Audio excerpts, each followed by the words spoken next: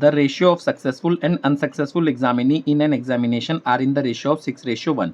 Question ये बोल रहा है कि एक एग्जाम के अंदर कुछ बच्चे पास हुए, कुछ फेल हुए। पास होने वाले बच्चों की संख्या 6 थी और फेल होने वालों की 1। ये रेशियो बदल करके 9:1 हो जाता अगर 6 बच्चे और पास हो जाते। और उसके बाद वो ये पूछ रहा है, तो ये बताओ उस एग्जाम में कुल कितने बच्चे बैठे थे। अब इस क्वेश्चन को हम दो तरीके से करेंगे। पहले एक तरीका देखते हैं जो बहुत बेसिक तरीका है, जिसको किड्स यूज़ करते हैं। बिल्कुल बेसिक तरीका कि मैंने कह दिया जी रेशियो है ये पास वाले, जैसे ये सक्सेसफुल और ये अनसक्सेसफुल, कितना है 6:1, तो इसको 6x और 1x। अब मुझे एक चीज़ बताओ, वो कह रहा है 6 और पास हो जाते। अगर 6 और पास हो जाते, सक्सेसफुल जो लोग हैं वो 6 और हो जाते, तो फेल कम हुए होते।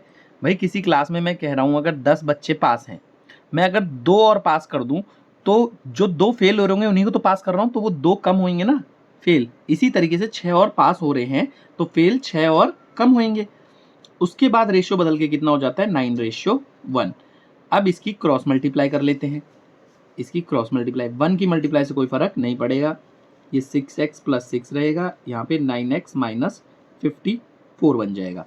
अब x वाली टर्म से एक तरफ ले लेते हैं। ये प्लस का 6x इधर जाके माइनस का 6x बनेगा, तो कितना आ जाएगा 3x।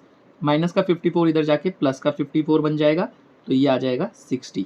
तो यहाँ से तुम्हें पता चला x की वैल्यू कितनी आ जाएगी 60/3, दैट इज 20। x की वैल्यू आ गई 20।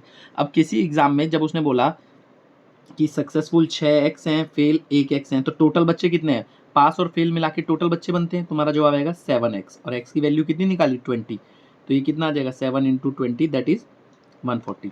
बट ये तरीका बहुत ही लंबा तरीका है और टाइम कंज्यूमिंग है।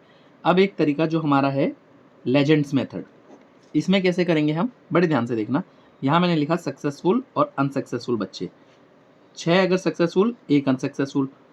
उसके बाद रेशियो बदल के 9:1 हो जाता है। ये कब होता है, जब 6 बच्चे और पास हो जाते हैं। अगर 6 और पास हुए तो 6 कम फेल होंगे। अब ये तरीका क्रॉस मल्टीप्लिकेशन मेथड है। 6 × 1 6, 1 × 9 9। अब इसमें से क्या करना, जब भी हम वैल्यू लिखते हो हमेशा बड़े नंबर में छोटा नंबर घटाना। कितना आया 3।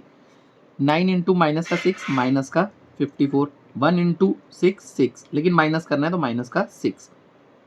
कितना आया ये 60। कितना आया 60।